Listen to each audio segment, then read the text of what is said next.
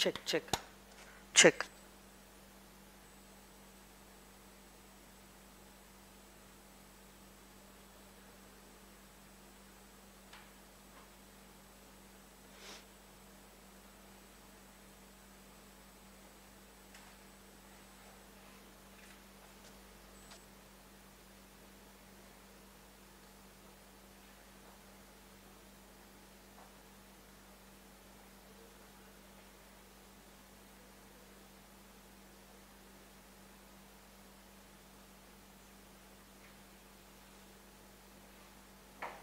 ठीक है अभी ओके वॉइस एक बार चेक कर लो ना चेक रोहित गोयल बार बार लिख रहा है वॉइस वॉइस वॉइस बराबर है आवाज मैं खुद ही चेक कर लेती हूँ अरे स्पैम कर रहा है बच्चा हाँ स्पैम कर रहा है वो देखो ना कितनी बार लिख रहा है voice voice voice voice voice जबकि आवाज ठीक है ठीक है ठीक है हाँ सब आ रही एकदम क्लियरली आ रही है आवाज क्या है सुबह सुबह भी उठ जाते हैं स्पैमर्स हाँ उनका एक्चुअली प्रोफेशनली वो काम ही है ना करना तो नाउ दे हैव टू कितनी मेहनत है उनके जीवन में भी कौन सा फैकल्टी कब क्लास ले रहा है बराबर उसके हिसाब से लेक्चर देख के आ जाओ और स्पैम करना चालू कर दो हाँ ना वो भी एक बड़ा टास्क है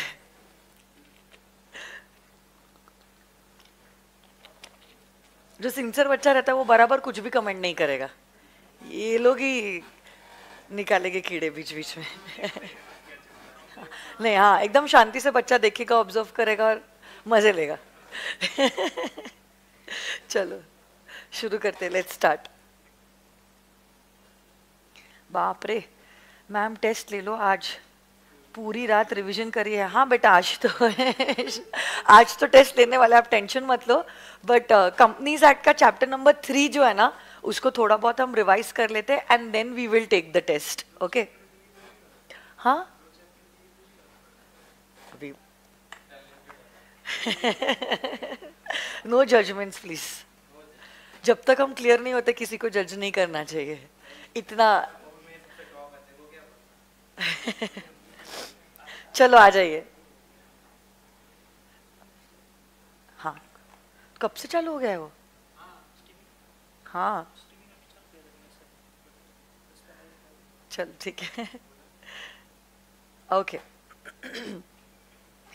सो very good morning to all of you all good morning to all my virtual students also तो आज हम लोग दो चीजें करने वाले हैं पहली बात तो चैप्टर नंबर 3 जो है कंपनीज एक्ट 2013 का उसकी हम शुरुआत करने वाले हैं along with that towards the end of today's session we are also going to conduct a test test कैसे होगा और आपको कैसे देना है ये सारे इंस्ट्रक्शंस में दूंगी बट करंटली थोड़े बहुत सेक्शंस जो है हम लोग कर लेते हैं और फिर हम लोग बढ़ेंगे आगे तो प्रीवियस चैप्टर में आप लोग जानते हो प्रीवियस चैप्टर में चैप्टर नंबर 2 में we completed sections up to section number 22 अब ये जो चैप्टर नंबर 3 है that is relating to prospectus and allotment of securities किस बारे में बात करता है prospectus and allotment of securities और ये चैप्टर जो है वो शुरू होता है फ्रॉम सेक्शन नंबर 23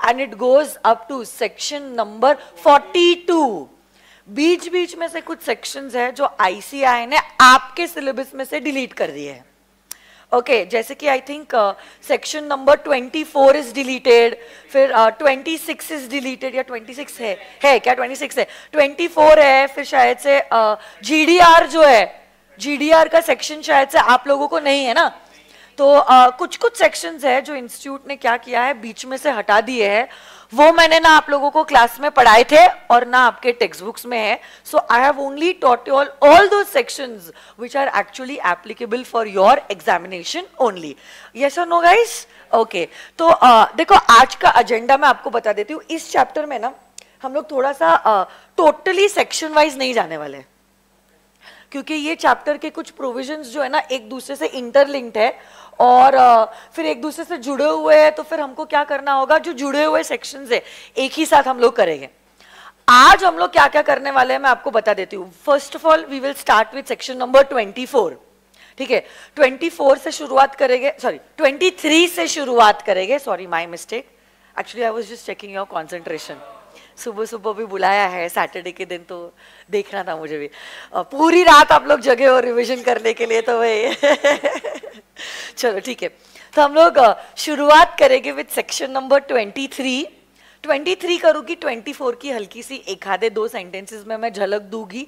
ज्यादा रेलिवेंट नहीं है क्योंकि examination point of view this section is not covered in the syllabus. ठीक है, अब उसके बाद आई will be teaching all section, I mean revising section number 29. तो 23 होगा, 24 होगा, 29 होगा. उसके बाद हम लोग ना 26 करेंगे. कौन से मैटर्स है जो आप प्रोस्पेक्टस में डालते हो, और 39 और 40 करेंगे. 39 और 40 करेंगे. तो प्रोस्पेक्टस क्या होता है, प्रोस्पेक्टस में क्या सारी चीजें लिखते हैं, प्रोस्पेक्टस का रजिस्ट्रेशन, मिनिमम अलॉटमेंट नहीं मिला तो रिफंड, उसी से एसोसिएटेड ये सारे प्रोसेस में अगर आपको नहीं जाना है, you usually go for underwriting. तो ये सारे सेक्शंस जो है ना एक दूसरे से कनेक्टेड है.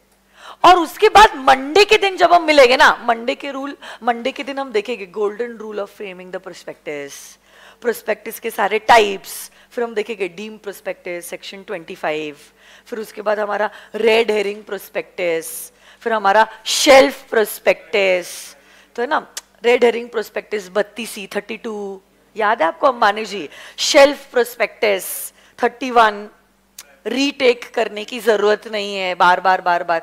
तो वो सारी चीजें जो है हम लोग करेंगे ऑन मंडे. फिर अगर प्रोस्पेक्टस में मिसस्टेटमेंट है तो सिविल भी, क्रिमिनल लाइबिलिटी भी अराइज हो सकती है. तो वो सारा एस्पेक्ट जो है इस चैप्टर का वो कवर होने वाला है मंडे के दिन. आज हम क्या करेंगे, छोटे छोटे टॉपिक्स जो है, जैसे कि section 23 public offer and private placement से रिलेटेड. फिर सेक्शन नंबर 29 डीमटेरियलाइज्ड शेयर्स.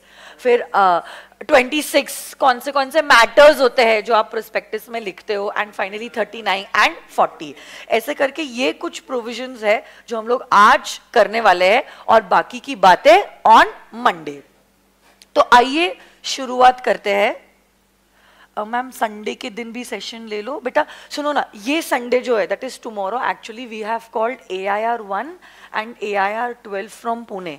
तो बच्ची जो है बेचारी कर्नल से आई है यहाँ पे, तो थोड़ी यहाँ पे पुणे कर्नल हरियाणा, तो वहाँ से बच्ची इधर आई है.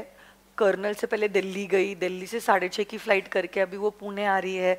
तो थोड़ा बहुत हमको उसको इज्जत देना पड़ेगा, है ना. And she is got that position also AIR 1. तो इसलिए कल जो है, कल we will not be able to take the session. और बेटा जो मैंने आपको प्रॉमिस किया था ना कि हम जूम सेशंस लेंगे, मैंने ये कभी नहीं कहा था कि Sunday to Sunday Zoom sessions होने वाला है.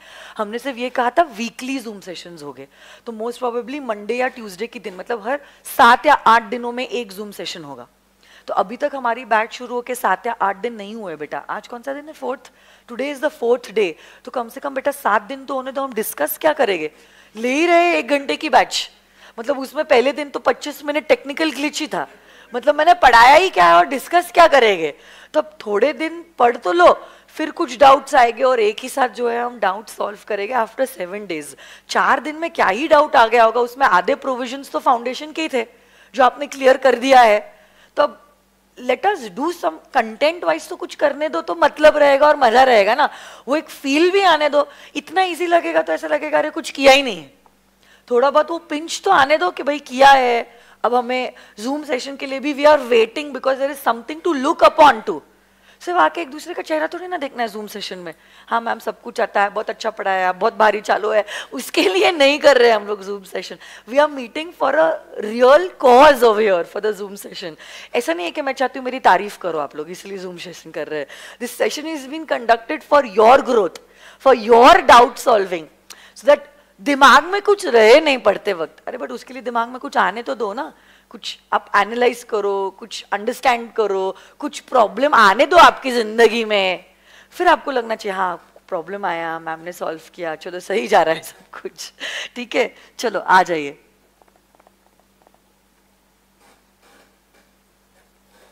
ओके मैम, ठीक है. चलो शुरुआत करते हैं विद सेक्शन नंबर 23। सेक्शन 23 जो है वो बात करता है पब्लिक ऑफर और प्राइवेट प्लेसमेंट के बारे में। तो जब कभी भी कंपनीज अपनी सिक्योरिटीज इशू करती है, I just stand up because this chair is making a lot of noise. चू चू चू चू चू। ठीक है, एक बार सिर्फ खड़े होने के बाद देख लेती हूँ कैमरा ठीक है ना? हाँ ठीक है। तो सुनो मेरी बात, यहाँ पे क्या हुआ है, जब कभी भी कंपनीज सिक्योरिटीज इशू करती है, अब डिपेंड करता है आपकी कंपनी क्या टाइप की कंपनी है, क्या आपकी कंपनी प्राइवेट कंपनी है या क्या आपकी कंपनी पब्लिक कंपनी है। Because depending upon the type of your company there are various modes through which the securities can be issued. जहां तक हम बात करते हैं पब्लिक कंपनीज की, पब्लिक कंपनीज अगर चाहे they can make a public issue, they can make a public issue. Public companies are not prohibited to go to the public, they are allowed to go to the public. तो अगर public company चाहे securities के रूप में पैसा race करने के लिए, वो जा सकते हैं to the public at large. सबसे पहली बार जब आप पब्लिक के पास जाते हो उसको कहते हैं as an IPO, initial public offer. चलो एक बार गए, काफी अच्छा आपका इशू था, ओवर सब्सक्रिप्शन मिल गया, खुश हो गए आप, अब आपके शेयर्स लिस्टेड है, सब ट्रेडिंग हो रही है, सब कुछ अच्छे से चालू है, चस्का लग गया अब आपको। Now you want to raise more funds. और एक बार अगर आप चाहो कि आप पब्लिक इशू के लिए जा सकते हो, जितनी बार जाना है पब्लिक कंपनीज जो है they can go for a public issue. ये तो one of the biggest advantage है of a company form of organisation. ये चीज कोई LLP या सोल प्रोप्राइटर या पार्टनरशिप फर्म नहीं कर सकता, बट पब्लिक कंपनी में आप पब्लिक एट लार्ज के पास जा सकते हो और कह सकते हो 10 रुपए दो कंपनी के मालिक बन जाओ, 10 रुपए दो कंपनी के मालिक बन जाओ। तो ऐसे करके थोड़ा थोड़ा थोड़ा थोड़ा थोड़ा थोड़ा पैसा जो है आप बहुत लोगों से इकट्ठा करके पैसे रेज कर सकते हो। इसको कहते हैं, मतलब सेकंड टाइम और उसके बाद के जितने भी टाइम्स रहेंगे जब आप पब्लिक इशू के लिए जाते हो उसको कहते हैं as a further public issue, हाँ, या ऑफर, FPO।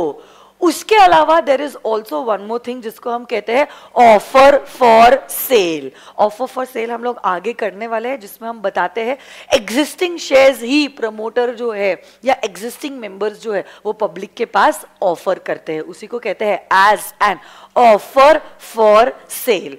बट अगर पब्लिक कंपनी पब्लिक इशू नहीं करना चाहती है, क्या चलेगा कि पब्लिक कंपनी को कंपल्सरली पब्लिक इशू ही करना होगा? नहीं, पब्लिक कंपनी अगर चाहे it can also go for a private placement. जो भी जिससे रिलेटेड प्रोविजंस है वो आपको फॉलो करने ही पड़ेंगे। तो अगर आप पब्लिक ऑफर जा रहे हो, there are various things that you have to follow relating to making of prospectus, registration of prospectus, issue of prospectus, minimum allotment and everything else. अगर आप प्राइवेट प्लेसमेंट करते हो तो सेक्शन नंबर 42 के सारे प्रोविजंस जो है वो आपको कंप्लाई करने पड़ेंगे। अरे हाँ या ना बच्चों, बोलो ना। Along with that we can also go for a right issue और a bonus issue. Right issue और बोनस इशू जो है वो कवर किया गया है अंडर चैप्टर नंबर 4। तो जब कभी भी आप सिर्फ और सिर्फ एग्जिस्टिंग इक्विटी शेयर होल्डर्स को ऑफर देते हो, it is known as a right issue, it is known as a right issue. और बोनस शेयर्स में क्या होता है, एग्जिस्टिंग इक्विटी शेयर होल्डर्स को आप फ्री ऑफ कॉस्ट में सिक्योरिटीज जो है वो इशू करते हो, उसको कहते हैं as issue of bonus shares. तो पब्लिक कंपनी के पास ये सारे ऑप्शंस है अगर वो सिक्योरिटीज इशू करना चाहती है।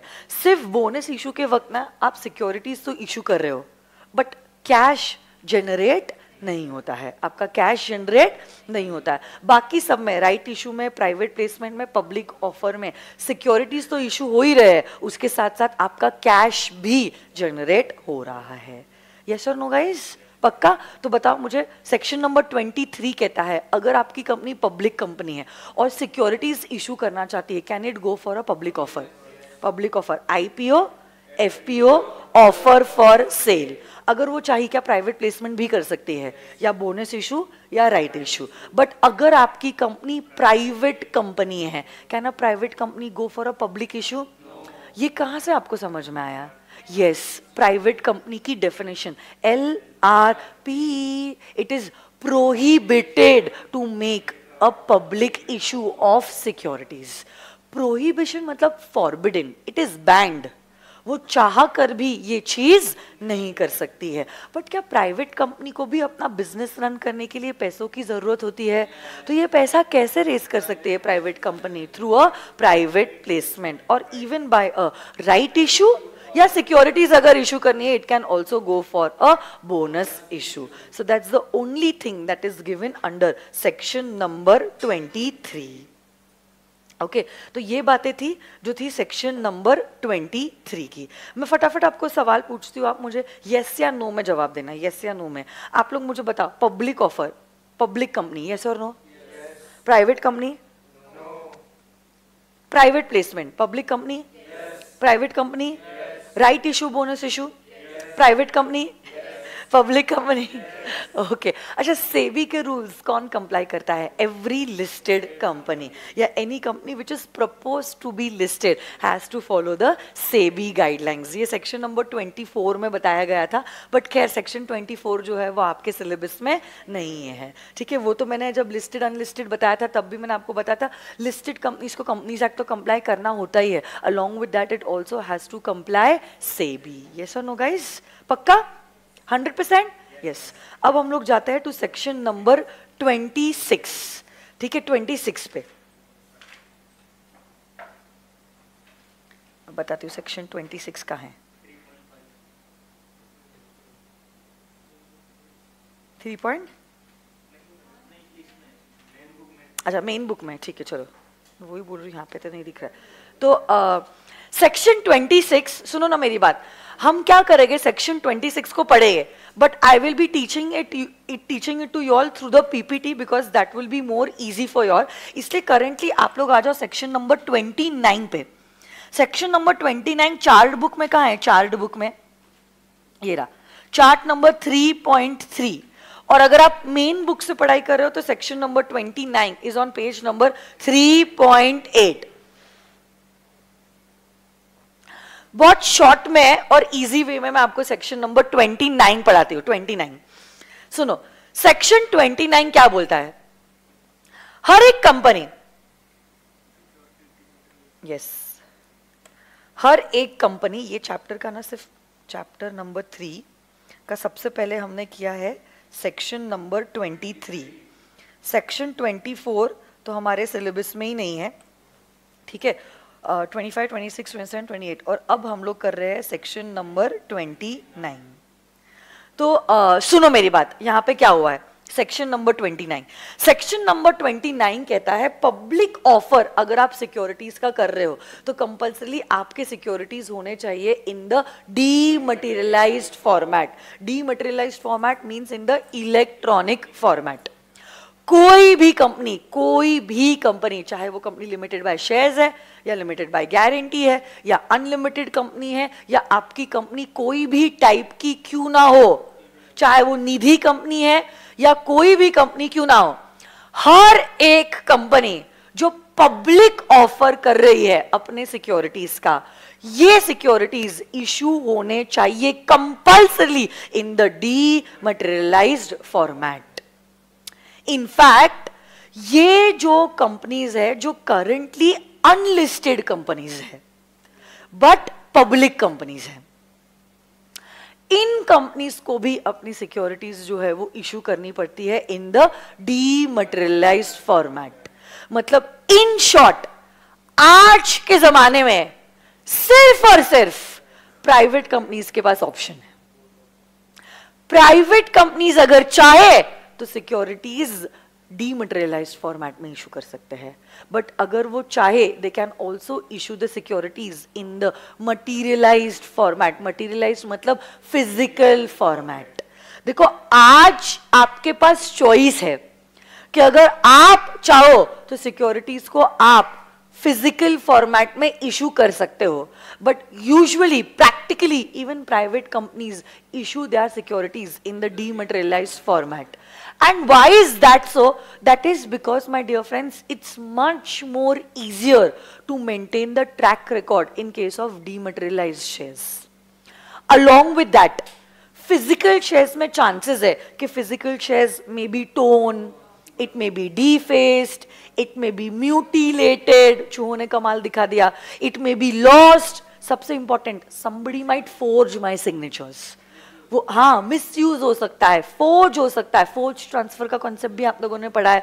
तो ये बहुत सारे रिस्क एसोसिएटेड है in case of physical shares, and that is why mostly private companies issue their securities in the dematerialised format. देखो आज के जमाने में पहले तो सेक्शन 29 कहता है हर एक कंपनी जो पब्लिक ऑफर कर रही है उस कंपनी को क्या करना पड़ेगा, अपने सिक्योरिटीज जो है डीमटेरियलाइज्ड फॉर्मेट में इशू करने पड़ेंगे.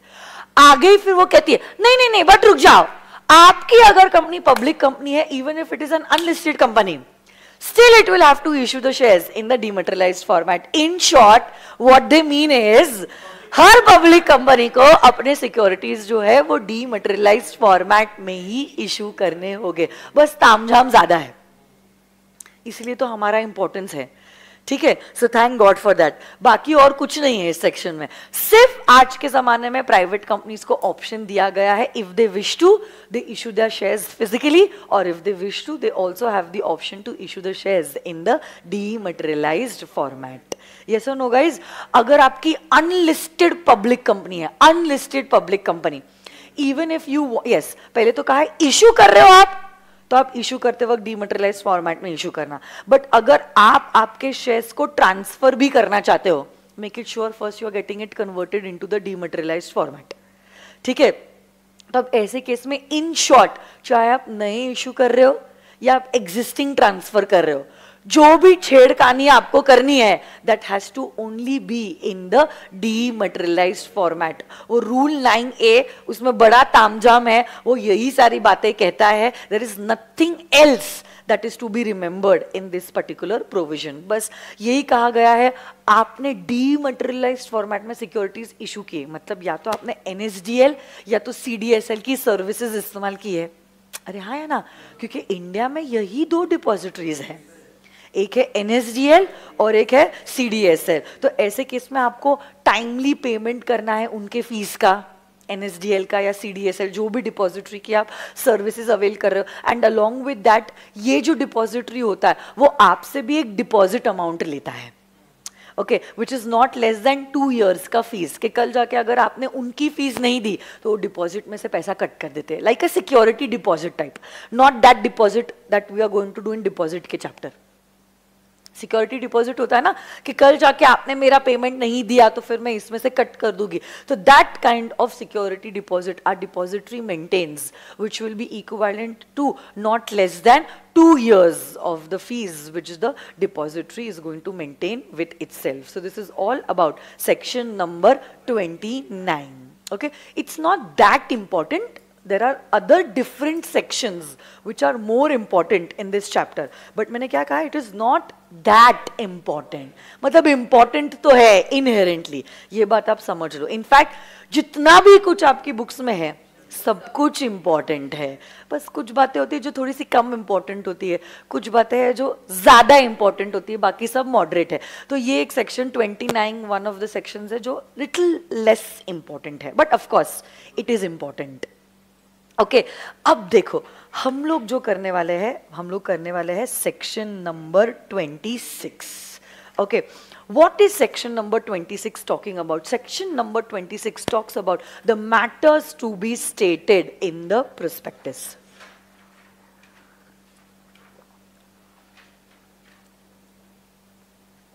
और 26 के साथ साथ ना मैं करने वाली हूं, सुनो ना मेरी बात, section number 39 yes and section number 40.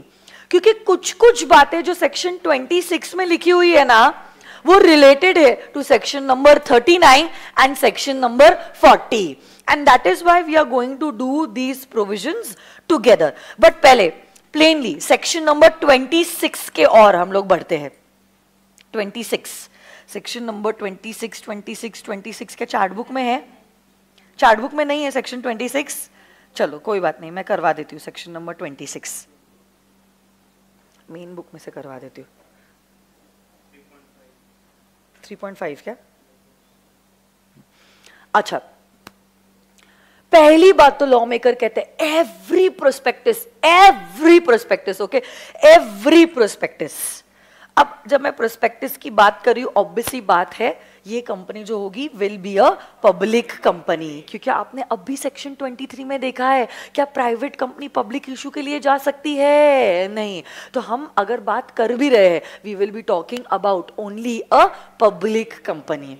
So every prospectus which is issued by a public company compulsorily has to be dated and it has to be signed. It has to be dated and it has to be signed. और इसी prospectus में आप वो सारे matters लिखते हो जो सेबी आपको स्पेसिफाई करता है in consultation with the central government. In consultation with the central government. तो basically my dear friends, पहली बात तो आप समझो, 3 टेक्निकल रिक्वायरमेंट्स प्रोस्पेक्टस की, टेक्निकल रिक्वायरमेंट्स। पहली बात तो आपका जो प्रोस्पेक्टस है it should be dated. Secondly, it should be signed. Who will sign it? We will see it in section 26 only आगे. So wait. And plus आपके प्रोस्पेक्टस में हर वो कोई चीज लिखी होनी चाहिए जो सेबी ने आपको प्रिस्क्राइब की है in consultation with the central government. हमने क्लास में बहुत बड़ा डिस्कशन किया था रिलेटिंग टू कौन से मैटर्स लगते हैं to be written in the prospectus. कुछ याद है आपको? What do you think will be written in the prospectus? क्या क्या लगता है आपको लिखा होगा? कंपनी के बारे में, कंपनी के मैनेजमेंट के बारे में, अलॉन्ग विद दैट क्या कंपनी के फाइनेंशियल स्टेटमेंट्स दिए होंगे, तो profit and loss account, balance sheet होती है, ऑडिटर का रिपोर्ट होता है, कंपनी क्यों पैसे रेज करना चाहती है, what is the object behind raising this money, ये जो पैसा हम रेज कर रहे हैं क्या वो इक्विटी शेयर्स है, प्रेफरेंस शेयर्स है, डिबेंचर्स है, अगर वो प्रेफरेंस शेयर्स है उसका नेचर कैसा है, convertible, non convertible, when will they get redeemed, at what amount they will get redeemed, are they participating, non participating, cumulative, non cumulative, उसके बारे में भी डिस्क्राइब किया जाएगा। अगर डिबेंचर्स है, क्या डिबेंचर्स रिडीमेबल है या परपेचुअल है, इंटरेस्ट कितना मिलेगा डिबेंचर्स पे, क्या डिबेंचर्स कन्वर्टेबल है, अगर हाँ तो क्या फुल्ली कन्वर्टेबल है, पार्टली कन्वर्टेबल है, नॉन कन्वर्टेबल है तो कैसा उनका नेचर है, क्या सिक्योर्ड है या अनसिक्योर्ड है, ये सारी डिटेल्स जो होती है वो लिखी जाती है इन द प्रोस्पेक्टस। क्या आपने अंडरराइटर को अपॉइंट किया है, अगर हाँ कौन है वो अंडरराइटर, उसके भी डिटेल्स लिखे जाएंगे इन आर प्रोस्पेक्टस। गेटिंग दिस और नो माय डियर फ्रेंड्स? अरे बोलो ना, हाँ है ना? यही सारी डिटेल्स प्रोस्पेक्टस में लिखी जाती है जो कंपनीज एक्ट में प्रिस्क्राइब नहीं की है, ये प्रिस्क्राइब की है under SEBI in consultation with the central government. हाँ या ना? अरे बोलो ना। बट आगे अगर हम चाहे हम क्या कर सकते हैं, कौन से मैटर्स हमको प्रोस्पेक्टस में चाहिए हम कंपनीज एक्ट में भी प्रिस्क्राइब कर सकते हैं। बट जब तक कंपनीज एक्ट कोई मैटर्स स्पेसिफिकली प्रिस्क्राइब नहीं करता है, we are going to follow the SEBI regulations under the SEBI act. Yes और नो गाइस? पक्का? तो करेंटली तो प्रैक्टिकली कंपनीज एक्ट ने कुछ भी नहीं बताया है। कंपनीज एक्ट तो यही कहता है वो सारे मैटर्स जो सेबी में लिखे गए हैं जो आपको प्रोस्पेक्टस में डालने चाहिए, वो सारे मैटर्स आप प्रोस्पेक्टस में डाल देना। Yes or no guys? अब देखो, now there are certain exceptions. Now there are certain exceptions. तो अगर आप देखते हो nothing in subsection 1 shall apply, nothing in subsection 1, nothing in subsection 1. So basically no need of all these disclosures in the prospectus in 2 cases. यहाँ पे आ गया ना exception. Exception मतलब आप लोगों को कोई चीजों से छूट दी जा रही है। कौन सी चीजों से छूट दी जा रही है? वही चीजों से छूट दी जा रही है जो सबसेक्शन 1 में बताई गई थी। और सबसेक्शन 1 में क्या बताया गया था कि ये सारे मैटर्स आपको प्रोस्पेक्टस में लिखने होते हैं। तो अब ये सारी चीजें आपको लिखने की जरूरत नहीं है 2 केसेस में। कौन से दो केसेस में? So no need okay to disclose all the above things that we have discussed right now in these two cases. Which two cases? One, जब आप shares या debentures existing shareholders और डिवेंचर होल्डर्स को अगर issue कर रहे हैं तो ये सारे मैटर्स को डिस्क्लोज करने की जरूरत नहीं है इन द प्रोस्पेक्टस. या तो शेयर्स और डिवेंचर्स जो आप इशू कर रहे हो वो एग्जैक्टली उसी टाइप के हैं जो ऑलरेडी कंपनी के शेयर्स या डिवेंचर्स लिस्टेड है on a recognised stock exchange. Same to same type के नेचर के आपके शेयर्स या डिवेंचर्स है. इन दो केसेस में आपको ये सारे डिस्क्लोजर्स प्रोस्पेक्टस में देने की जरूरत नहीं है. So this is an exception. कब? वापस मैं कह रही हूं, जब आप सिक्योरिटीज इशू कर रहे हो to your existing equity share holders, हाँ डिबेंचर होल्डर्स, या तो जो सिक्योरिटीज आप इशू कर रहे हो वो सेम टू सेम है नेचर में as compared to an existing shares or debentures which are already recognized on a stock exchange. तो ये दोनों आ जाते हैं exceptions. Yes or no guys? Along with that, my dear friends, यहाँ पे बस एक छोटी सी बात है जो important है. जो डेट prospectus पे लिखी गई है उसी डेट को माना जाएगा as the date of its publication. Every prospectus has to be dated. Every prospectus has to be dated.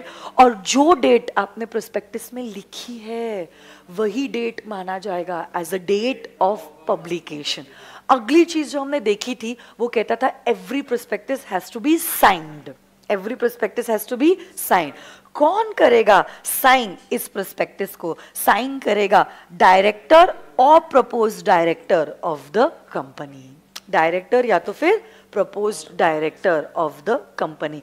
So every director or proposed director in case of a newly incorporated company has to sign the prospectus. So one, prospectus has to be dated. Second, it has to be signed. And third, it has to give some information. ये information दो category के companies को apply नहीं होती है.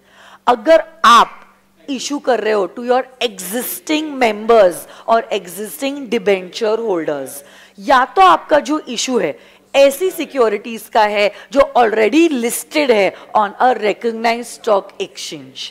जब हम date की बात कहते हैं, आगे लॉ मेकर कहते हैं जो डेट आपने प्रोस्पेक्टस में लिखा है वही डेट को माना जाएगा as your date of publication.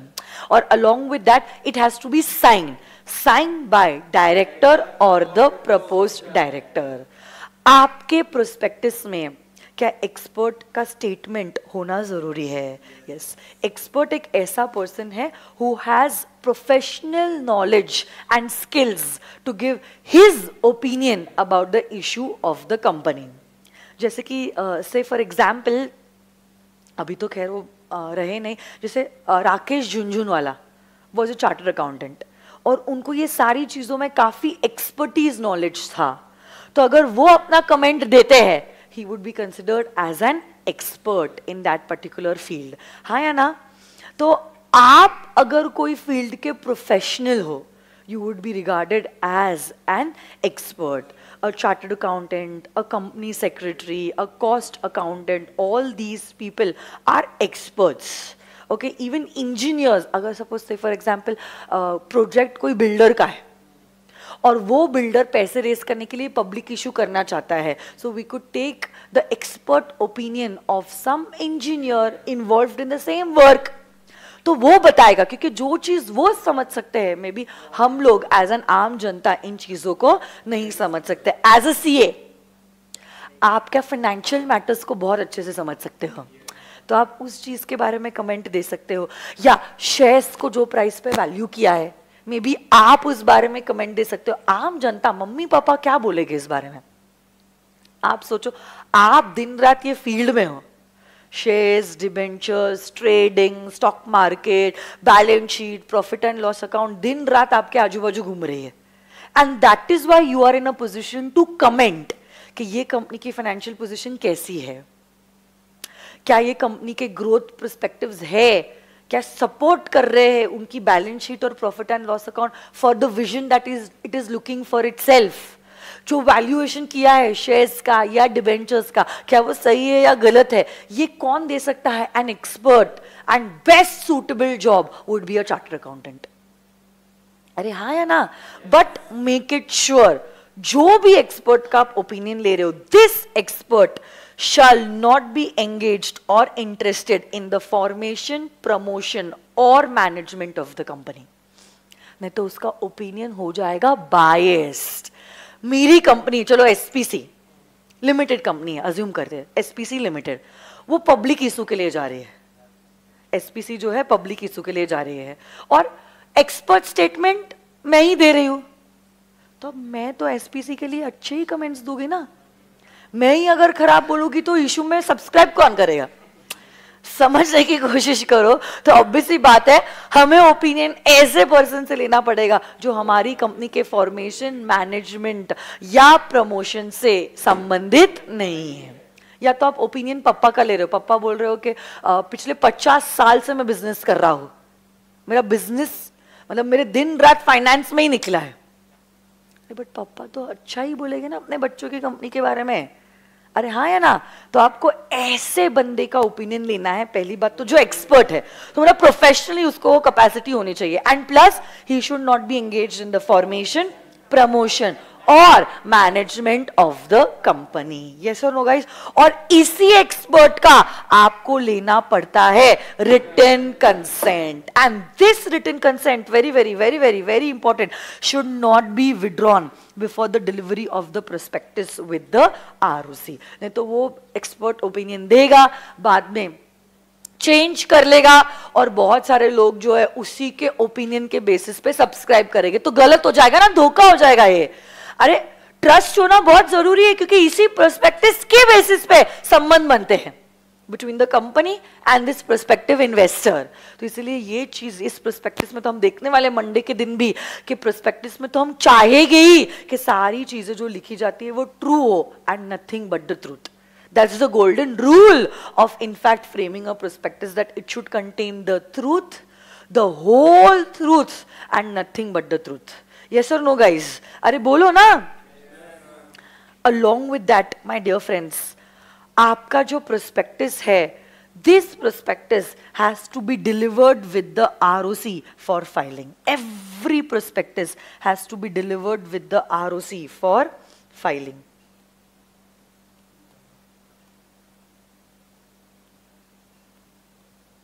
क्या हो गया? Every prospectus has to be delivered. Technology के साथ 2023 अच्छा नहीं है मेरा।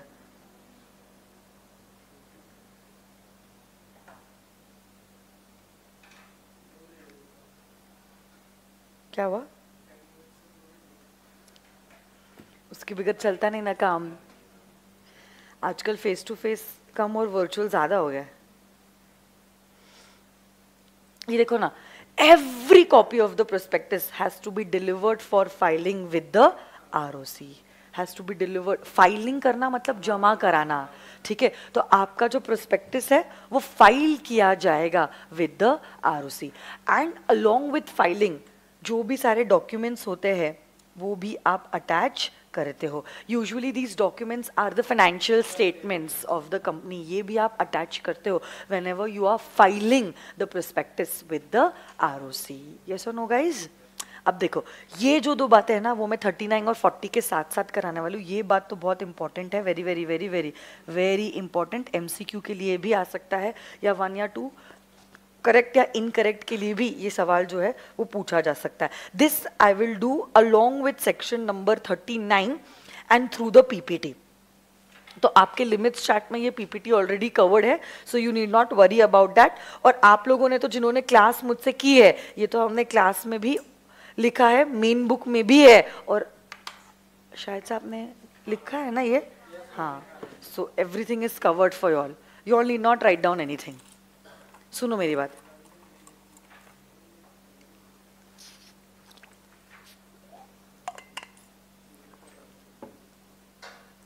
क्या हुआ?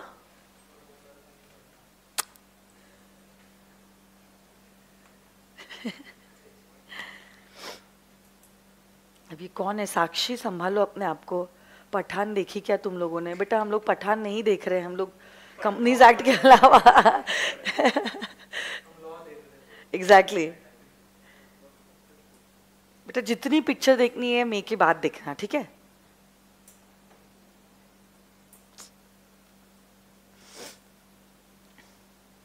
अब देखो, सबसे पहली बात तो you have to file the prospectus with the ROC. You have to file the prospectus with the ROC. जैसे ही आपने ROC के पास prospectus फाइल किया है, यही prospectus जो है it has to be issued within a period of 90 days.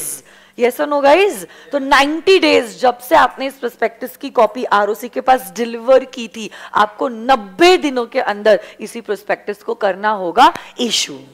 Okay, ये बात बताई गई है अंडर सेक्शन नंबर 26। उसके साथ साथ हमारा सेक्शन नंबर 26 भी कंप्लीट हो जाता है। 26 हमारा कंप्लीट हो चुका है, बट देखो यहां पे बातें अधूरी रह गई है। हमने प्रोस्पेक्टस को आरओसी के पास फाइल किया, आरओसी के पास फाइल करने के बाद हमने प्रोस्पेक्टस को पब्लिक के पास 90 दिनों के अंदर इशू कर दिया है। बट अब आगे क्या, वो भी तो बात इंपॉर्टेंट है ना। अब आगे क्या होने वाला है? जैसे ही आप प्रोस्पेक्टस को इशू करते हो, अब क्या आपको मिलने वाले हैं? बहुत सारे सब्सक्रिप्शंस। अरे हाँ या ना? और यही सब्सक्रिप्शंस मिलने के बाद you have to make the allotment within a period of 30 days. Allotment मतलब appropriation out of previously unappropriated capital of the company. तो आप अब क्या कर रहे हो? सिक्योरिटीज का कर रहे हो अलॉटमेंट, और ये अलॉटमेंट होना चाहिए at least up to the amount of minimum subscription that you have stated in your prospectus. Very very very very very important. May 21 के पेपर में इस बारे में सवाल भी पूछा गया था। सेक्शन 39 बोलता है, सुनो मेरी बात, सेक्शन 39 बोलता है कि हर एक कंपनी को उतना तो सब्सक्रिप्शन रेज करना ही पड़ता है जो उसने लिखा है अपने प्रोस्पेक्टस में, जो वो रेज करना चाहता है इन मिनिमम। तो देखो, कंपनीज एक्ट के हिसाब से मिनिमम सब्सक्रिप्शन वो होता है जो आप लिखते हो आपके प्रोस्पेक्टस में, that you want to raise in minimum. अरे हाँ या ना? अगर मिनिमम सब्सक्रिप्शन का अमाउंट 30 दिनों के अंदर नहीं आया, क्या पूरा का पूरा पैसा आपको करना पड़ेगा refund, and this refund has to be done within a period of 15 days. 15 दिनों के अंदर अगर आपने पैसे को रिफंड नहीं किया तो ऐसे केस में directors will be personally liable to refund this amount, that too at the rate of 15% per annum. ये सारी चीजें जो है वो बताई गई है अंडर सेक्शन नंबर 39। साथ साथ में 39 और एक चीज के बारे में बात करता है कि जो आप अमाउंट देते हो ना सब्सक्रिप्शन के वक्त, this amount has to be not less than 5% of the face value of the shares। तो आपका जो शेयर एप्लीकेशन मनी होता है, बचपन में जो आपने अकाउंट्स में सीखा होगा, शेयर एप्लीकेशन मनी जो आप देते हो, ये शेयर एप्लीकेशन मनी जो आपको मिलता है कम से कम होना चाहिए, कम से कम होना चाहिए 5% of the face value, 5% of the face value. चलो हम अज्यूम करते हैं कि सारा अलॉटमेंट वगैरह अच्छे से हो गया, क्योंकि मिनिमम सब्सक्रिप्शन मिल गया, अलॉटमेंट सब कुछ कर दिया। तब ऐसे केस में जैसे ही अलॉटमेंट कंप्लीट हो जाता है, you have to file in form number PAS3। You have to file in form number PAS3 with the ROC। ये PAS3 is relating to return of allotment। What is it talking about? Return of allotment। और यही return of allotment में सारे allottees का नाम, उनका address, उनका occupation, कितने सिक्योरिटीज, हाँ मतलब number of securities that they have subscribe, यही सारे डिटेल्स जो होते हैं वो लिखे जाते हैं इन PAS3, जो 30 दिनों के अंदर आरओसी के पास फाइल किया जाता है। रिटर्न ऑफ अलॉटमेंट, अगर PAS3 याद नहीं आया, आप सिर्फ लिख लेते हो, जैसे ही अलॉटमेंट कंप्लीट हो जाता है, अलॉटमेंट के 30 दिनों के अंदर आरओसी के पास आप रिटर्न ऑफ अलॉटमेंट फाइल कर दोगे। आपको अगर याद आता है तो PAS3 के बारे में आप जिक्र करना, नहीं तो जरूर लिखना, return of allotment has to be filed with the ROC within 30 days from the allotment of the securities. Yes or no guys? So this was about section number 39. अब देखो अंडरराइटर जो है ना वो हम लोग करेंगे यहाँ पर ना सेक्शन नंबर 40 के रूल्स में. तो इसलिए तो 39 के साथ साथ हमने आपको कहा था हम 40 करेंगे, और इसलिए हमने कहा था 26, 39, 40 एक दूसरे से जुड़े हुए हैं. And that is why class में भी पढ़ाते वक्त मैंने ऐसा ही ऑर्डर किया था, और रिविजन के वक्त भी हम ऐसा ही ऑर्डर फॉलो कर रहे हैं. ठीक है, तो अब देखो, अब हम आ रहे हैं टू सेक्शन नंबर 40. अब हम आ रहे हैं टू सेक्शन नंबर 40. सेक्शन 40 जो है, सेक्शन 40 वो बात करता है relating to securities to be dealt with in the stock exchange. पहली बात तो सुनो मेरी बात, पहली बात तो even before making a public offer, even before making a public offer, you are supposed to make an application to one or more of the recognized stock exchange and obtain their permission to deal your securities on the stock exchange. आपको दो चीजें करनी होती है. कौन सी दो चीजें करनी होती है? आप स्टॉक एक्सचेंज को अप्लाई तो करोगे, बट सिर्फ एप्लीकेशन से बात नहीं बनेगी. एप्लीकेशन के साथ साथ you also have to obtain the permission.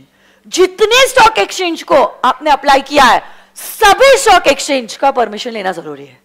Suppose मैंने 3 स्टॉक एक्सचेंज में अप्लाई किया था, BSE, NSE, Calcutta stock exchange.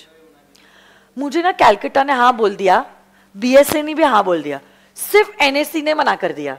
क्या मैं अपने सिक्योरिटीज लिस्ट कर पाऊंगी? Forget about listing, my allotment will also be void an issue.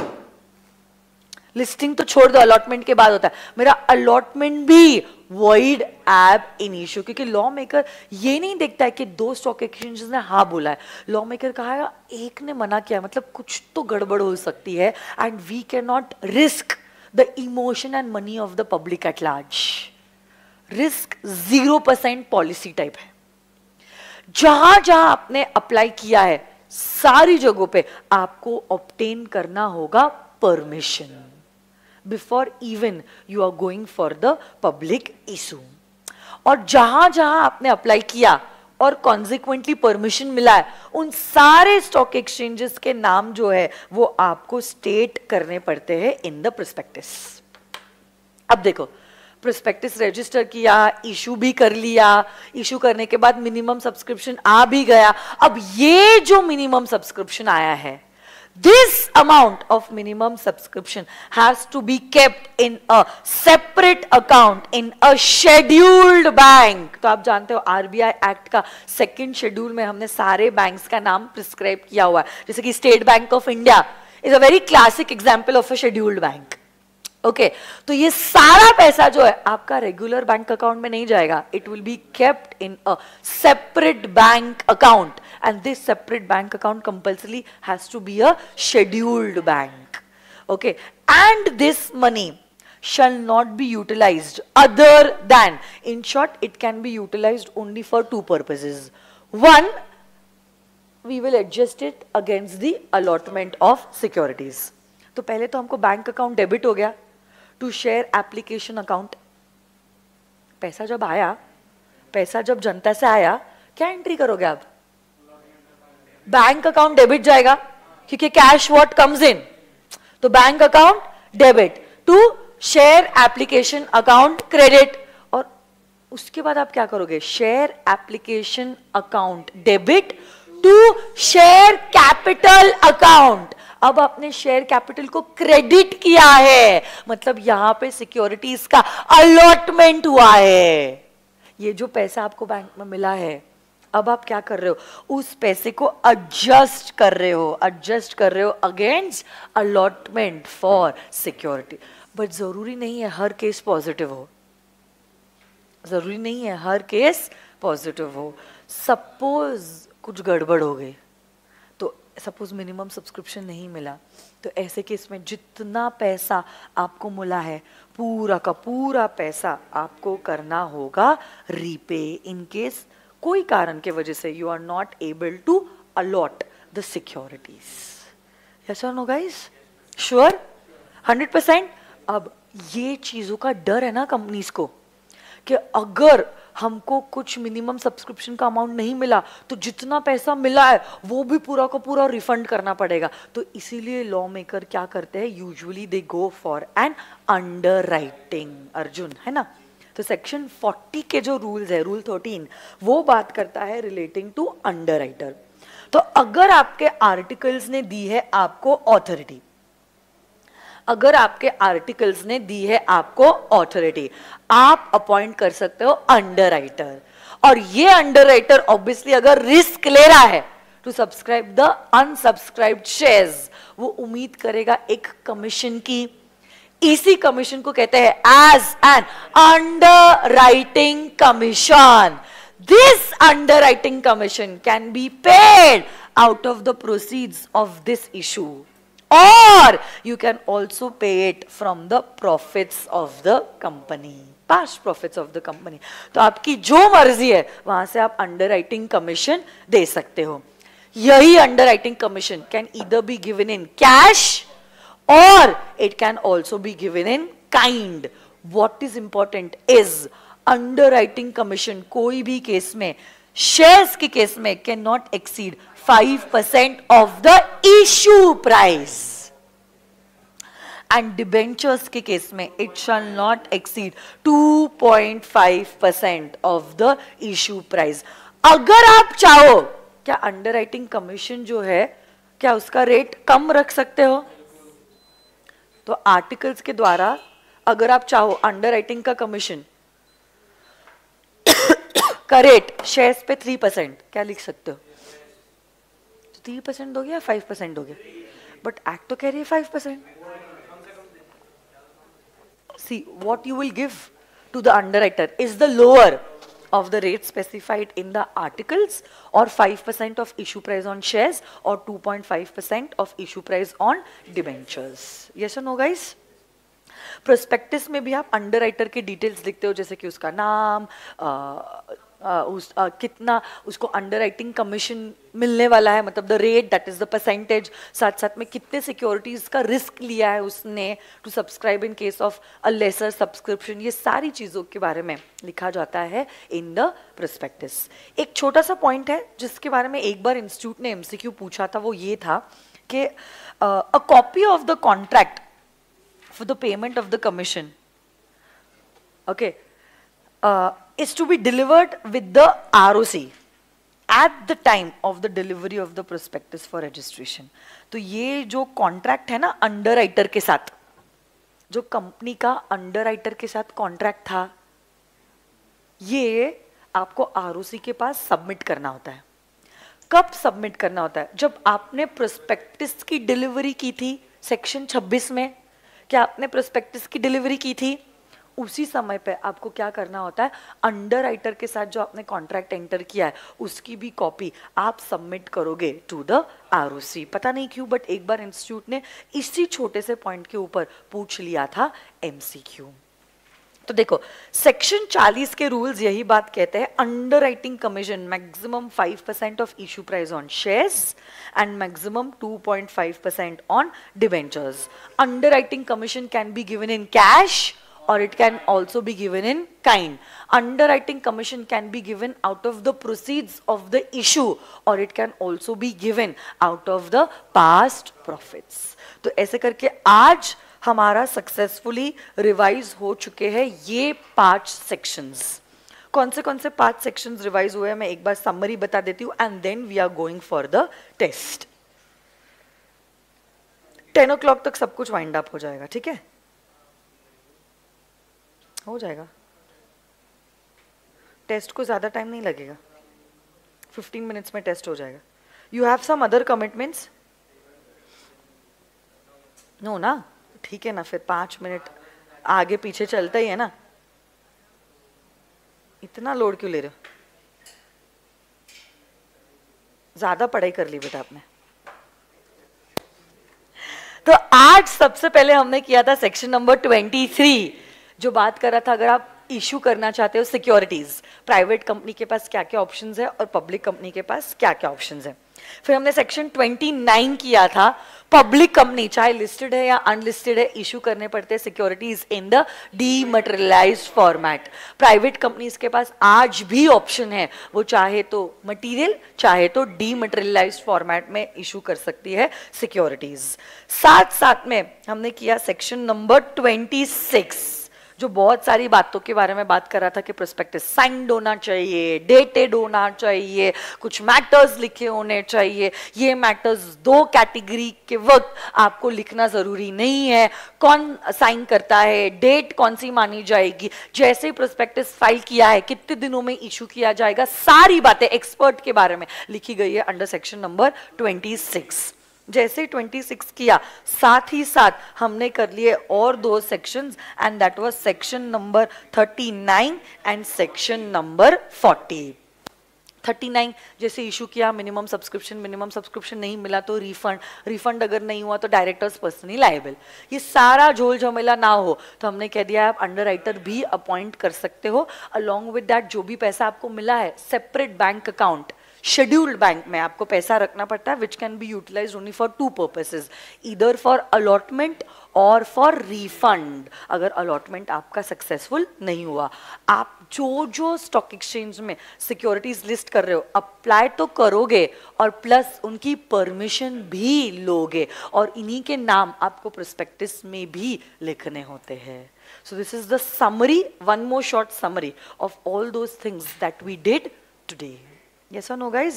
Now everyone please close your books. अब वो घड़ी आ चुकी है।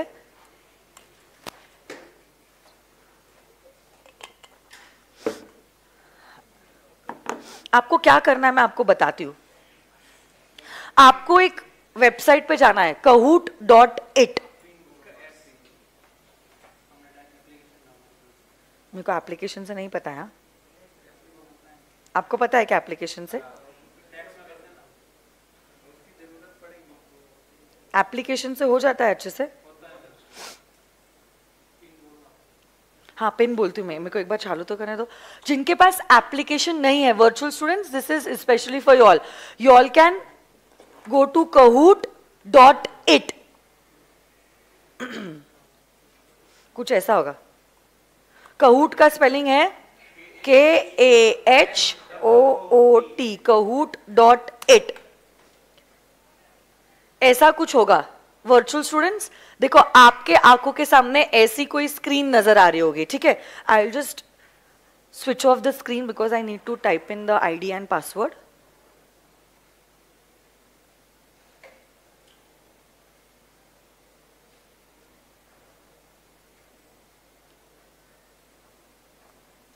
एक ही मिनट देना मुझे, ठीक है?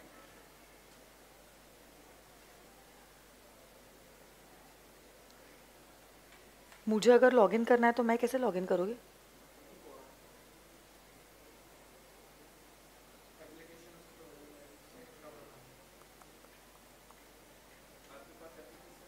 है Kahoot लॉगिन कर लेते हो ना?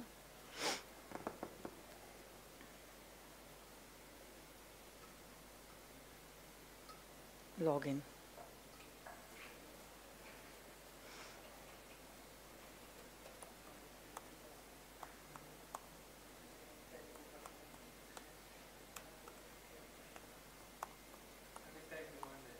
क्या? ऐसे कौन कह रहा है?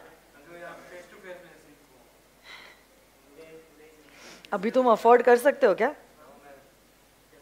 पिक्चर जाना?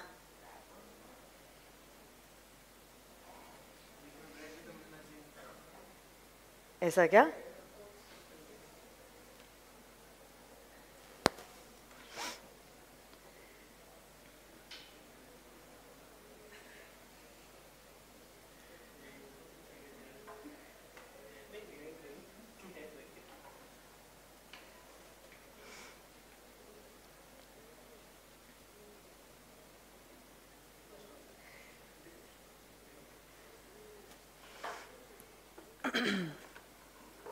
चलो अब वो घड़ी आ चुकी है। Virtual students, are you all ready? I hope you all have just come to this site. It is kahoot.it. Kahoot.it. Please come to. अच्छा, अगर वो kahoot.it पे हो गए तो वो मुझे कैसे सुन रहे होगे? YouTube तो बंद हो जाएगा ना तब तक? YouTube बंद हो जाएगा ना? कैसे फिर? अभी उनको दूसरे मोबाइल से देखना पड़ेगा उनको. Inter law test 1.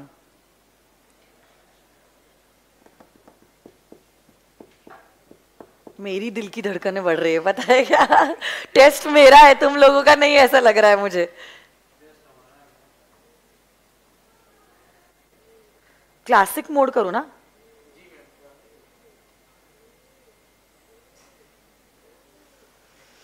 बाप रे, सच में. Okay, so this is the game pin. What are you supposed to do is you are supposed to enter this game pin over here. मैं वापस से बताती हूँ. This is the game pin. 9373918 is the game pin. Please enter the game pin. Should I start? Game pin enter किया आप लोगों ने? मैं start करूँ ना?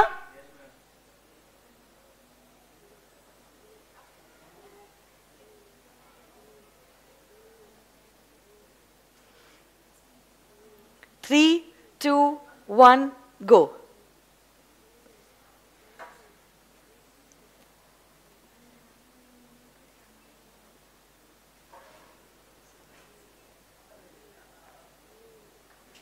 क्या हुआ? नहीं आ रहा है क्या? पिन क्या था अभी?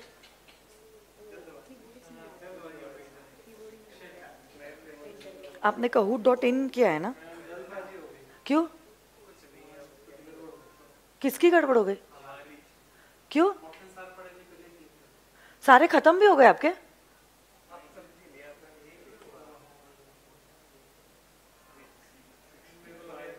इसका पिन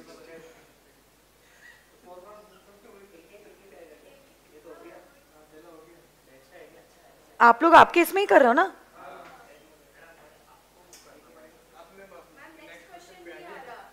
क्यों?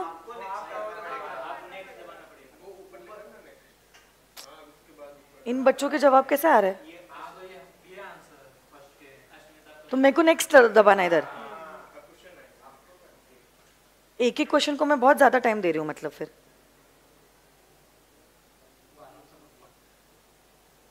पता नहीं यार मुझे बेटा, मेरे को भी देखना पड़ेगा. अच्छा, ये सारे क्वेश्चन के इतने सारे जवाब आ रहे हैं, ऐसा ही ना? और इतने सेकंड्स है इसके. अब मुझे स्किप क्यों करूं मैं? हाँ, टाइम पूरा होने देती हूँ ना, 30 सेकेंड्स.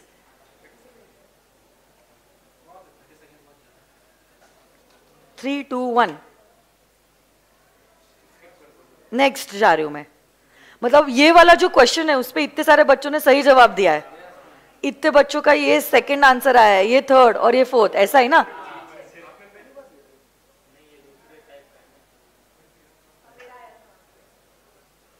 बाद में मुझे एंड रिजल्ट मिलेगा ना, लाइव पूरा मिलेगा ना, कि पूरे 15 क्वेश्चंस में से किसने सबसे बेस्ट जवाब दिया है और सबसे कम टाइम में. ठीक है, इतना कर लो आप.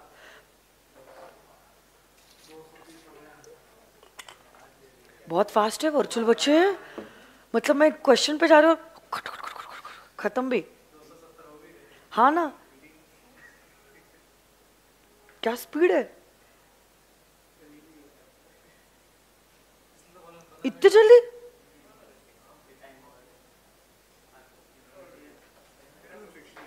टू 269 बच्चों ने सही जवाब दिया है. किसका नाम है? आशीष कौन है भाई? Very good. Ashish, Shivani, Alisha, Samta and Ashmita. Next, fourth question. 15 questions है.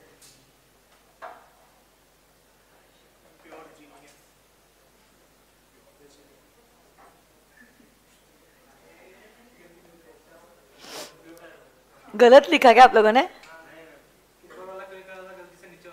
नेक्स्ट टाइम मैं अभी कंपनी सील पहले दूंगी और कॉमन सील बाद में दूंगी, क्योंकि बच्चा गड़बड़ गड़बड़ में क्या कर रहा है मेरे को पता है. इस वाले के लिए ज्यादा बच्चों ने जवाब दिया है.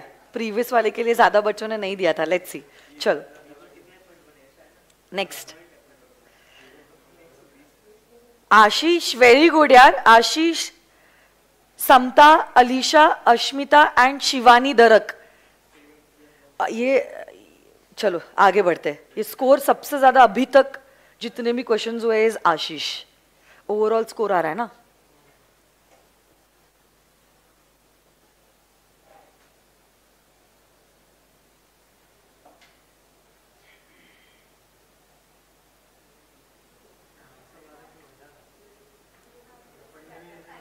हाँ ना. You have tough competition. हाँ मे बी हो सकता है. नहीं हो सकता. I don't know. लैपटॉप या कंप्यूटर पे शायद से ज्यादा फास्ट होता होगा as compare to a mobile. May be, might happen. चलो नेक्स्ट. फिर भी बहुत बच्चों ने गलत जवाब दिया यार. देखो ये टेस्ट के हिसाब से मैं वापस से फिर आप लोगों को करवा दूंगी यार. आपका करेक्ट है बट देखो 75 स्टूडेंट्स इस नंबर पे भी लड़ रहे हैं.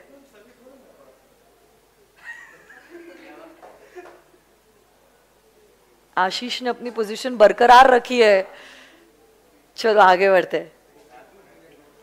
कम ऑन शिवानी, कर सकते हो आप. Ashmita, you have to give competition to Ashish. Samta, आप भी. Come on.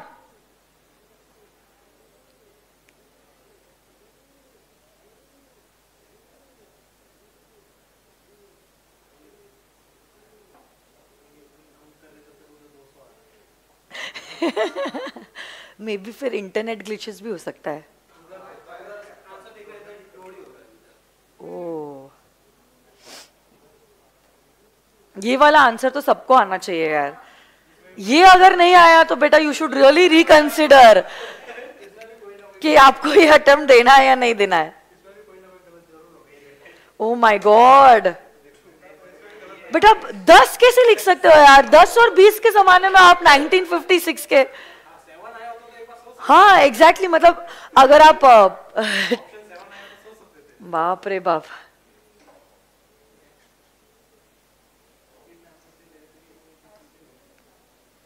बट अश्मिता अभी अच्छी टफ फाइट दे रही है. Come on. I think there is only 1 mark का 1 सेकंड का डिफरेंस होगा शायद से आशीष और अश्मिता, क्योंकि उनका स्कोर देखो ना. हाँ तुम थर्ड पे हो क्या. Great, good. भाई वो मेहनत कर रही, उसका कुछ नहीं, नेटवर्क अच्छा है.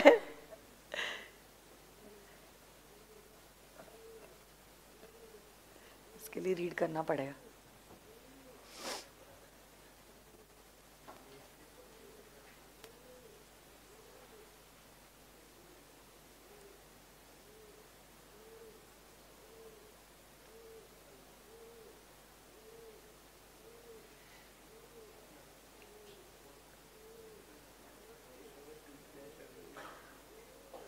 Okay so majority of wall. But ये वाले देखो क्वेश्चंस में अभी आप गिरने लग गए. मतलब देखो जहां जहां थोड़ा सा थियोरी आ गया आप लोग फिसलने लग गए.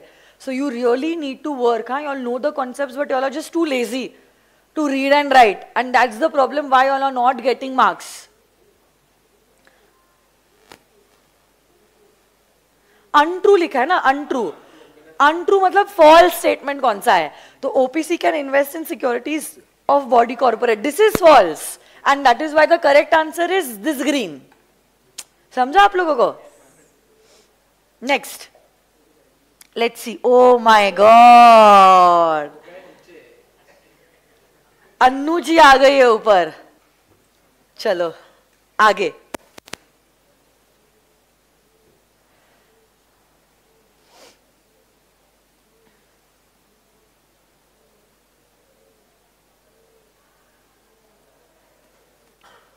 Don't be in a rush to give the answer. Answer correct होना भी इक्विवेलेंटली इंपॉर्टेंट है. ओवरऑल आपका score most correct in less time उसके हिसाब से होगा.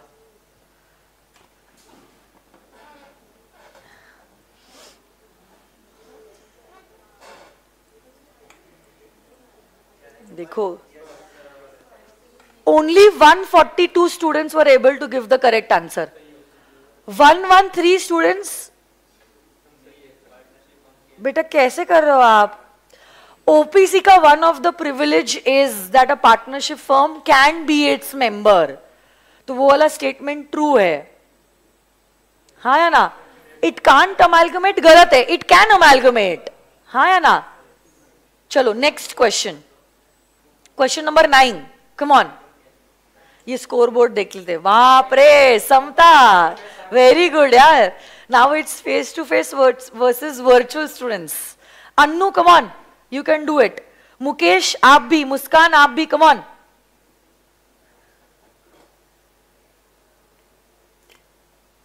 ये फाउंडेशन है,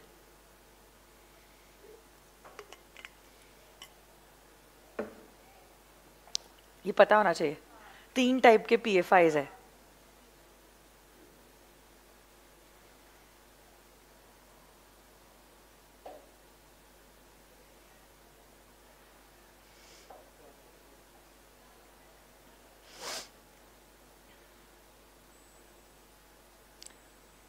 Raj, Palak, Nayani, Neha, please give the answers on the application. Now, why all are giving the answers on the Telegram link, on the YouTube thing? So, there are 3 kinds of PFIs in India, public financial institutions, UTI, LIC and IDFC. ठीक है? Next, बेटा आप लोग please Kahoot पे दीजिए ना test. Why are you all giving the answers in the chat box? Next, come on. Let's see. तो समता ने अपनी पोजीशन बरकरार रखी है, ओनली स्टूडेंट इन 8000 के range, very good, keep it up. आगे come on, 10th question.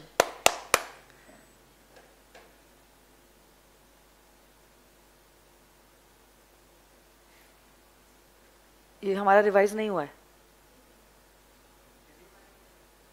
Promoter is a person whose name is given in the, come on, देखते हैं आपका नॉलेज कितना है।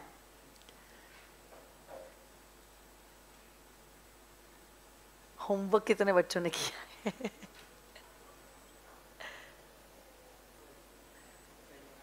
यस, सिर्फ 20, मतलब अरे ये त्रिशूल बैच की कितनी जरूरत है? इस सवाल से मुझे समझ में आ गया इस बैच की बहुत जरूरत है। यहाँ पे सबसे कम बच्चे जिन्होंने सही जवाब दिया है, इस 164 बच्चों ने गलत जवाब दिया है। ओ माय गॉड,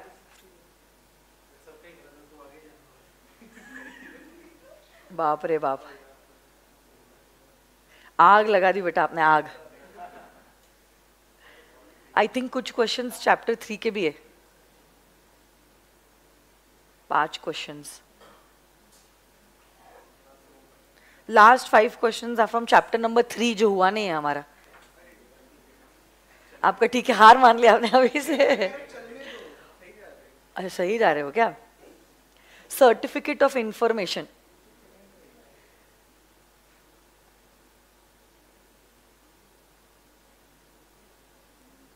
एक्चुअली क्वेश्चन गलत है।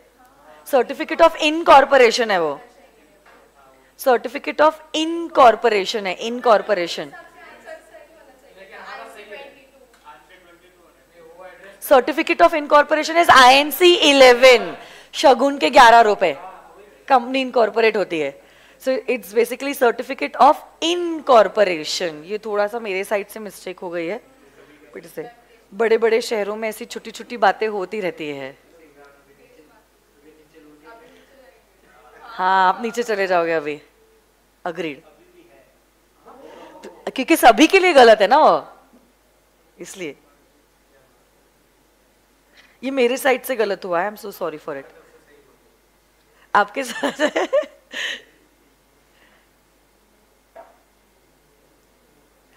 The supreme charter of the company, जो पावर देता है कंपनी को, वो तो मैंने बताया है। ये तो 1 सेकंड में आ जाना चाहिए जवाब। 300 से तो ऊपर आने चाहिए, कम ऑन यार, 10 सेकंड है। हाँ आ गए। बाकी जो 30 सेकंड में नहीं दे सकते, बाकी आप लोग 100 कितने यार, बहुत सारे बच्चे हैं, 421 स्टूडेंट्स हैं, बाकी बच्चे 30 सेकंड में जवाब नहीं दे पा रहे। बेटा ये जवाब कैसे आप गलत दे रहे हो बेटा? सुप्रीम चार्टर यार, charter is the memorandum of association जो कंपनी के पावर्स डिफाइन करता है? आर्टिकल्स में तो बायलॉज है ना, रूल्स एंड रेगुलेशन। नेक्स्ट, ओ प्रो है, pro. Next question, come on, 13th question.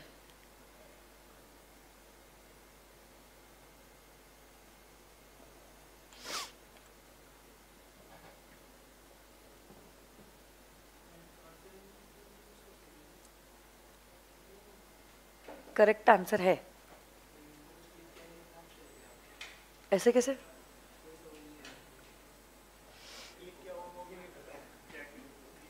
क्या क्लिक हुआ वो भी नहीं पता।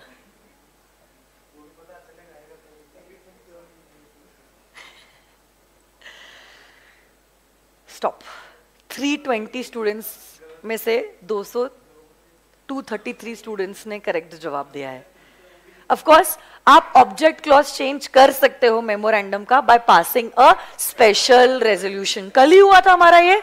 हाँ, 14th क्वेश्चन। समता को टक्कर देने के लिए खुशी और आशीष आ चुके हैं। समता, हाँ, बट फिर भी ज्यादा फासला नहीं है, कम ऑन, इसलिए मैंने खुशी और आशीष का नाम लिया। अन्नू एंड आकांक्षा आप कर सकते हो, कम ऑन। 14th क्वेश्चन है ना अभी, कि 15th है? कम ऑन, 14th क्वेश्चन किया है हमने ये भी। एशबेरी रेलवे कैरेज,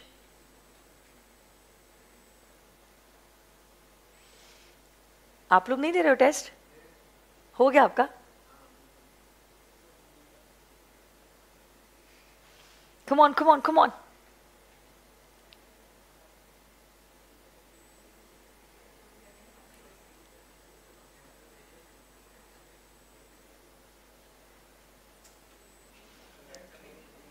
ओके, बहुत सारे बच्चों ने गलत जवाब दिया है यहाँ पे। सिर्फ 190 स्टूडेंट्स ने करेक्ट जवाब दिया है। तो मतलब आप लोग डिटेल में जो आपको बोलती हूँ घर पे जाके पढ़ाई करो मेरी त्रिशूल के बाद, आप नहीं कर रहे हो। मतलब राह बताया फिर भी अगर आप नहीं चलोगे तो मंजिल तक कैसे पहुंचोगे? ये आंसर से ही समझ में आ रहा है। ये सिर्फ 190 स्टूडेंट्स जिन्होंने डिटेल में पढ़ाई की है वो लोगों ने सही जवाब दिया है। How come so many of you all are writing doctrine of indoor management? Doctrine of indoor management में तो हमने हार्वर्ड का केस देखा था, आनंद बिहारी लाल का देखा था और रूबिन का केस देखा था। मतलब जो मैं बोलती हूँ कि मेरी त्रिशूल बैच कंप्लीट होने के बाद जितना रिवाइज किया उसका 1-to-1 रीडिंग करो, वो आप नहीं कर रहे हो। उसके वजह से आप ही खुद आपका फेलियर लिख रहे हो, ये 100% गारंटी है। चलो last question for the test, come on, and the question is here on your screens. Come on.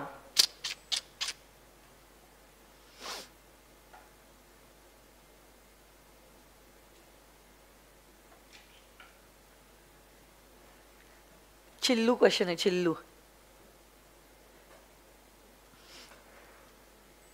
इसमें तो चाहकर भी गलत नहीं हो सकता है क्योंकि ऑप्शंस ही इतने ऑब्वियस है।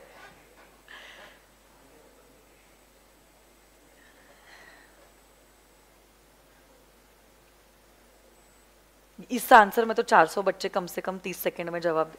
ओ my god, articles of association can not be altered if against the public policy, against company law, against the memorandum, all of the above. अब मैं क्या कहूं इन बच्चों के बारे में जिन्होंने गलत जवाब दिया है? क्या ही बोलूं मैं, बताओ आप मुझे। अब मेरे को समझ में आया इंस्टीट्यूट का रिजल्ट इतना कम क्यों है। It is justifiable. बच्चा पढ़ता ही नहीं है बट मार्क्स कैसे मिलेंगे? उम्मीद उसको सबकी है कि मैं मजे भी कर लो, गर्लफ्रेंड भी रहे मेरे, मैं एंजॉय भी कर लूं, क्लास भी अटेंड ना करूं, होमवर्क भी ना करूं, बट मैं पास भी हो जाऊं। कैसे होगा यार सब कुछ? मतलब चलो पोडियम नंबर 3 पे है दर्शन। एक बार जोरदार तालियां दर्शन के लिए। 11,740 आया है स्कोर। सेकंड पे is Khushi 12,019 and rank 1 is Samta Shah 12,166। Very good, जोरदार तालियां इन बच्चों के लिए। क्या स्कोर है बेटा आपका? चलो कोई बात नहीं, अच्छा ही स्कोर है, इट्स अ गुड स्कोर।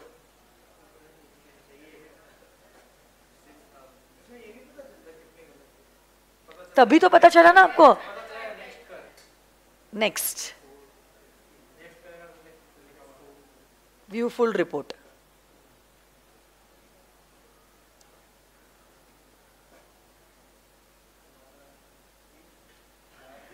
तो 426 प्लेयर्स थे।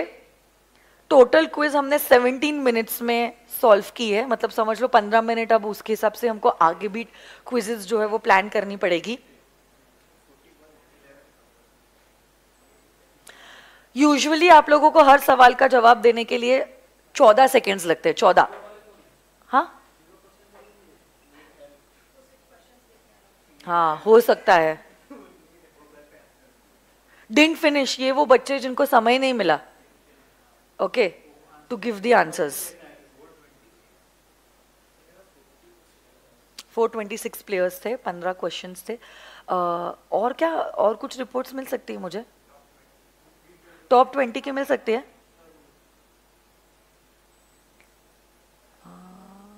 देखते हो एक बार, टॉप 50 तो चाहिएगा।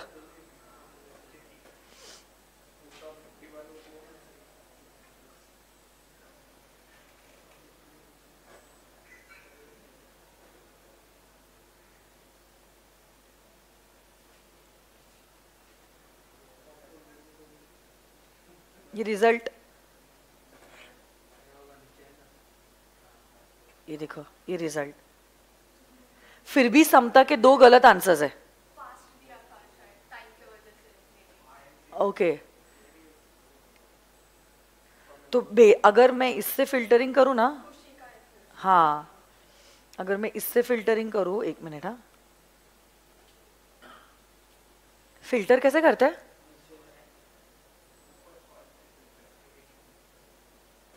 किधर है?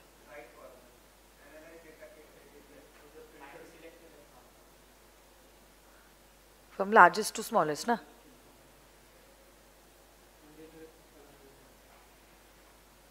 क्या करूं मैं? सिर्फ नंबर शिफ्ट कर लेगा और नाम नहीं शिफ्ट करेगा तो?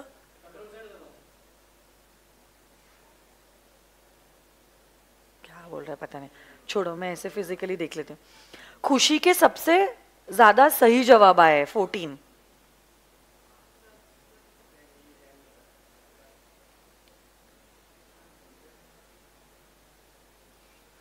चलो, खुशी है, मेरे को लगता है। एक बार जोरदार तालियां खुशी के लिए भी।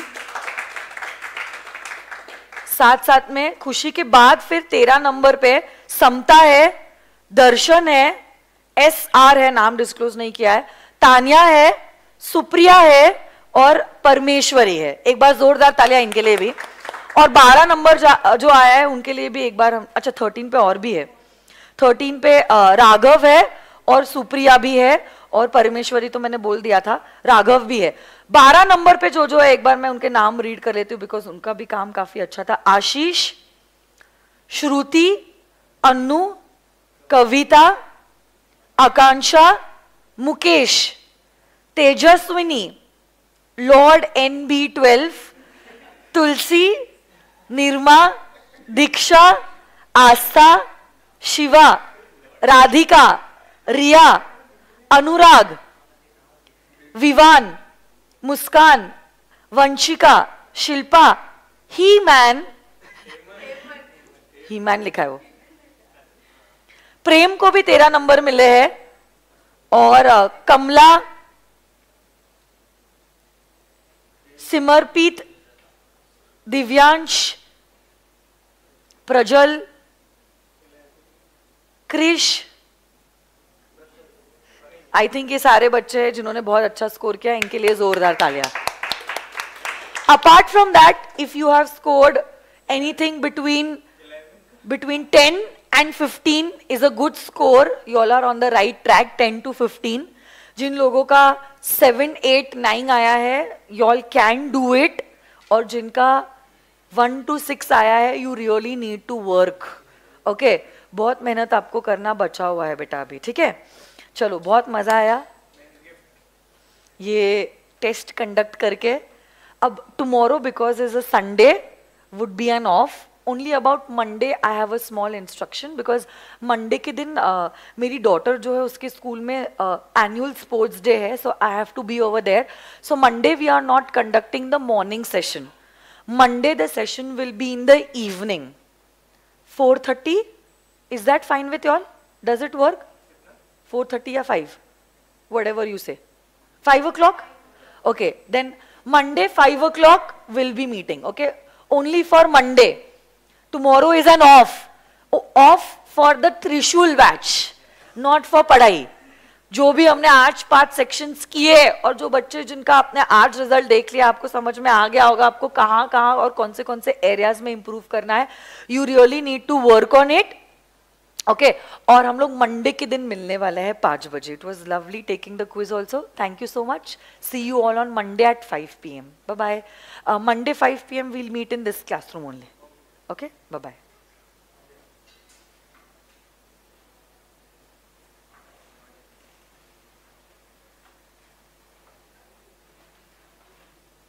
Bye bye virtual students.